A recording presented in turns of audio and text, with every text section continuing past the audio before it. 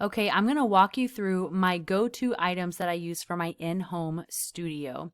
So let's talk about this setup. I like to keep things very, very simple and very approachable. So I'm going to give you my list here, and then I'm going to break that list down on the following pages and explain them just a little bit more. I have a portable table, styling board, reflectors, poster boards, a step stool, and stands. Now the table I have is from IKEA. If you are familiar with IKEA, you know you buy the tabletop and the legs separately. So the tabletop that I have is approximately 2 by 3 feet. It's just slightly bigger than my styling board, so my styling boards fit perfectly on top of the table. It is portable. It's pretty lightweight and easy to move around the house. It's not collapsible though. I know that there are probably some collapsible tables on Amazon that you can look for. I would just make sure that the size is a slightly bigger than 2 by 3 feet. Again, so that your styling board fits perfectly on it. This one does have adjustable height depending on the legs that you buy, depending on the table, but this one does have the adjustable height on the legs. It's really easy to swap out the top. I've actually already had to replace the top on mine because I had a pan come crashing down and put a hole in it. But the good news is it's really inexpensive to replace. So again, if you can't get your hands on this one, I would look for one of the a table on Amazon. It's just as long as the surface is 2 by 3 feet.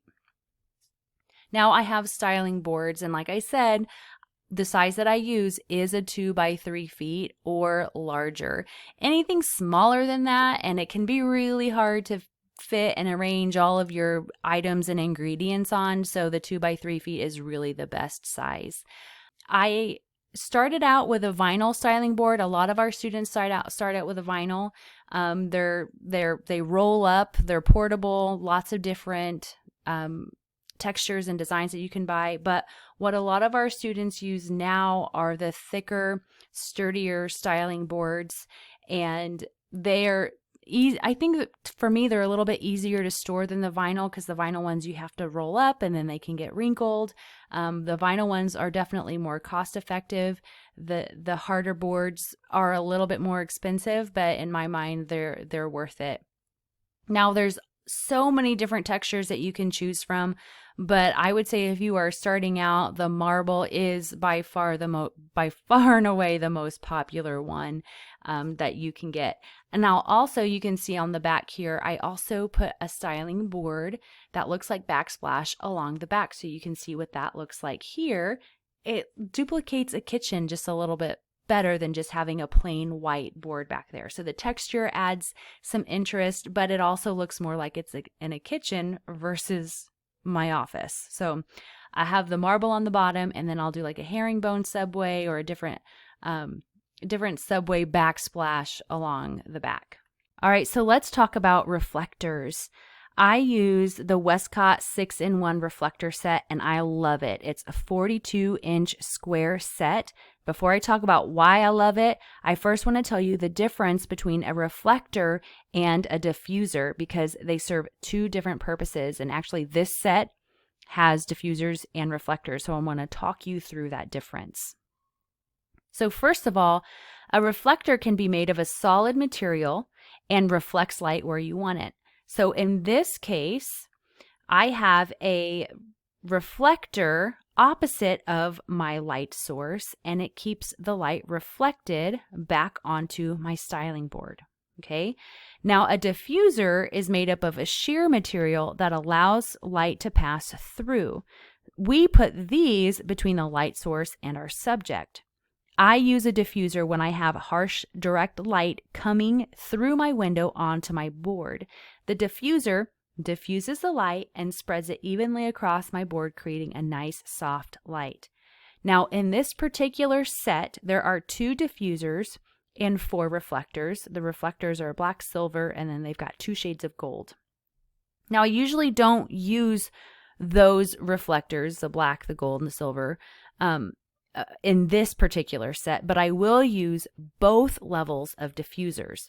One is a little more sheer than the other, so I will use the more solid one as my reflector and the more sheer one as the diffuser when I need it. You can use diffusers as reflectors, but you can't use reflectors as diffusers.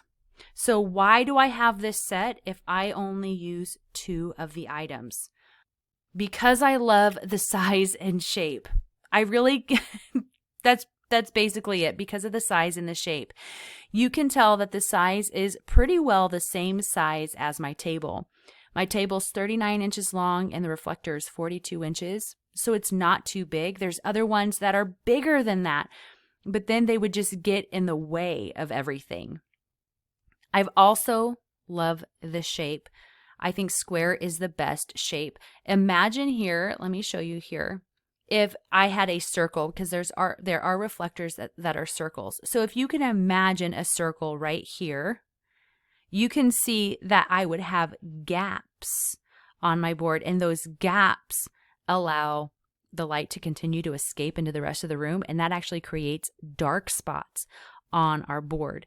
And the whole point of a reflector is to be able to reflect as much light onto the board as possible. And whenever we have a small circle, it's going to create gaps.